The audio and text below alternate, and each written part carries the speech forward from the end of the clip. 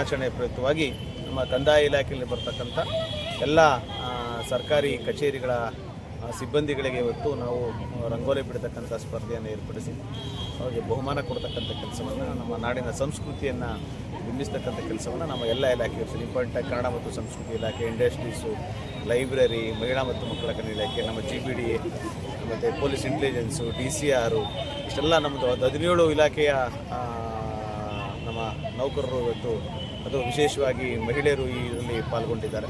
ಹಾಗಾಗಿ ಇವತ್ತು ಸ್ವತಂತ್ರ ದಿನಾಚರಣೆಯನ್ನು ಉತ್ಕೃಷ್ಟವಾಗಿ ಕನ್ನಡದ ಒಂದು ಸಂಸ್ಕೃತಿಯನ್ನು ಬಿಂಬಿಸೋ ನಿಟ್ಟಿನಲ್ಲಿ ಇವತ್ತು ರಂಗೋಲಿ ಸ್ಪರ್ಧೆಯನ್ನು ಏರ್ಪಾಡು ಮಾಡಿ ಆ ಸಿಬ್ಬಂದಿ ಕೂಡ ಸ್ವಲ್ಪ ರಿಲ್ಯಾಕ್ಸ್ ಆಗಲಿ ಅಂತ ಹೇಳ್ಬಿಟ್ಟು ಈ ಒಂದು ಕಾರ್ಯಕ್ರಮವನ್ನು ಆಯೋಜನೆ ಮಾಡಿದ್ವಿ.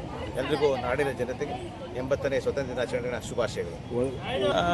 ಈ ಸಿಬ್ಬಂದಿ ಒತ್ತಡದ ಮಧ್ಯದಲ್ಲಿ ಕೂಡ ಅವರು ಕೂಡ ಎಂಟರ್ಟೈನ್ಮೆಂಟ್ ಬೇಕಲ್ಲ, ಸ್ವಲ್ಪ ನಮ್ಮ ಸಂಸ್ಕೃತಿನ ಉಳಿಸ್ತಕ್ಕಂಥದ್ದು ಅವರು ಕೂಡ ಇಷ್ಟ ಆಗಿತ್ತು.